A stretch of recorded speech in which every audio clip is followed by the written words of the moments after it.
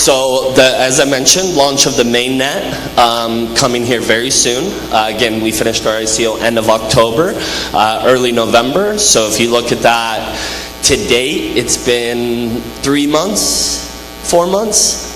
We will go live within 6 months of finishing our ICO is our goal. So to, again, get through that process as quickly as possible, add value back to the investors by launching the actual business is very exciting news for us. One of the big things about Decent.bet and myself in particular, and there's a few members on the team here that have worked with me in a few different companies, is I refer to myself as a social entrepreneur, where every business that I've built had a charitable aspect to it, where we actually gave back to the community. Or not just the community, but charitable causes. So aside from giving 100% of the profits back to the users, we also have portions carved out where we can make donations through what will ultimately be our charity called Decency for Humanity. And I feel the more and more businesses adopt this sort of philosophy, I look at it as 1 + 1 = 3. Because it's not just the company and the customers gaining value, we actually get to donate and help other people and have a larger impact onto the world rather than just what's associated with the platform. And we're very ambitious and very excited to be able to change the world in multiple ways and give back as much as we can to charity. So it's something that's very important to us. So the interest in the white label solutions, I mentioned that already. And then the Japanese marketing is the time that we've spent in Tokyo in particular, exposing this platform to the Asia Pacific, which again is the largest region when it comes to gaming. So we are hyper-focused and very strategic with the way that we're marketing this, the user acquisition process, and where we're focusing our marketing efforts to make sure that our user acquisition and the growth of the casino happens as quickly as possible. And that's through, again, focusing on the larger markets where online gaming is the most relevant. So thank you guys so much. If you're not a part of the community, play the slot machines. That'll immediately make you a part of the community. And we welcome you to it. What we say is our house is your house, because really, that's what it is. We are all the house. We are all the casino. And thank you guys so much for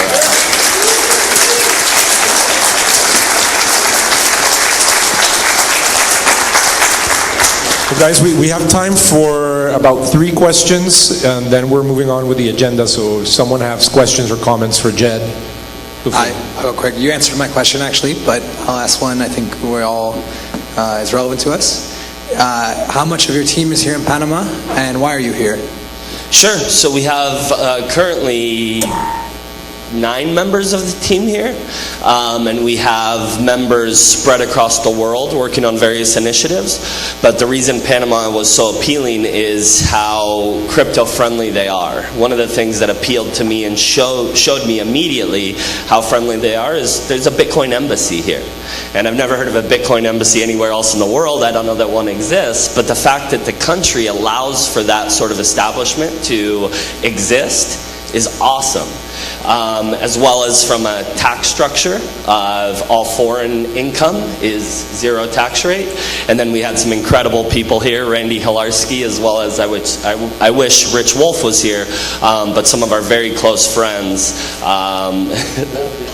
Wolf Edition, his hat. Some of our very close friends were here, and they helped us to understand how friendly it actually was and why it would be a good place for us to position.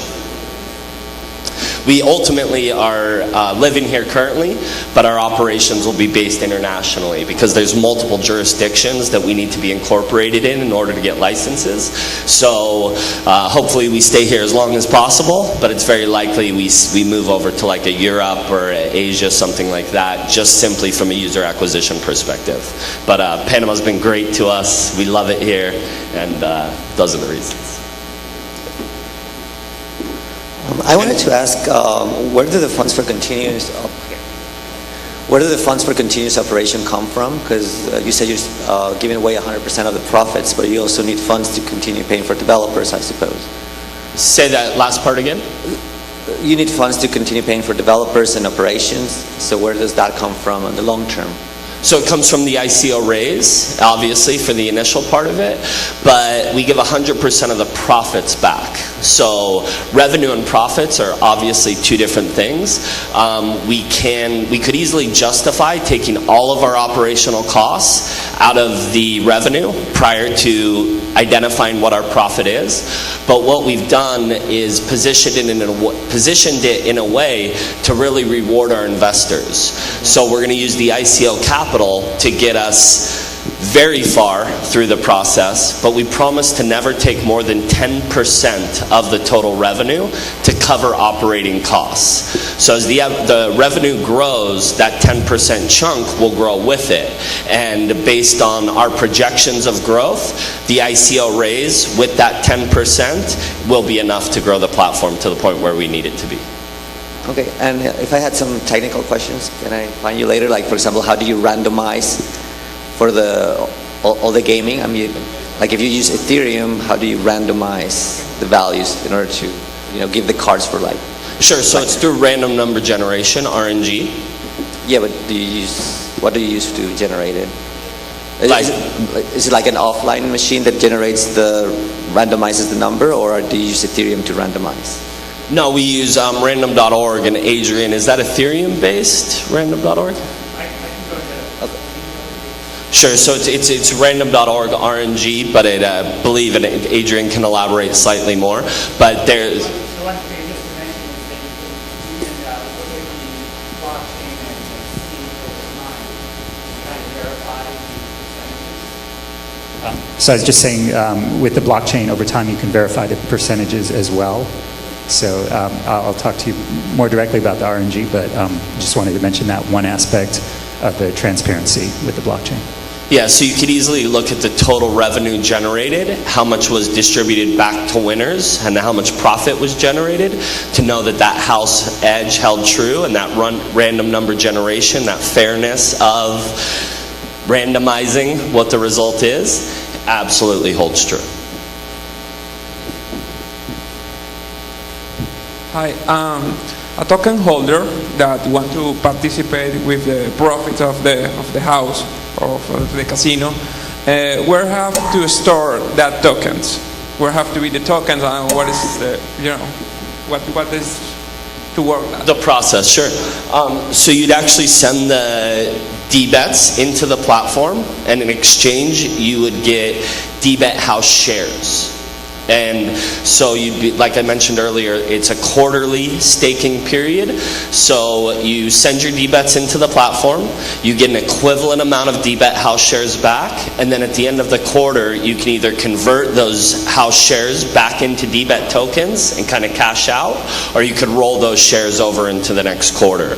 But what ensures your investment is you have this house share, kind of like share in the company, that shows and confirms how much you contributed. Yeah, and it's all held in smart contracts and things like this, so they act as escrow to make sure that it's untouchable, things like this. It truly is locked up. Yep.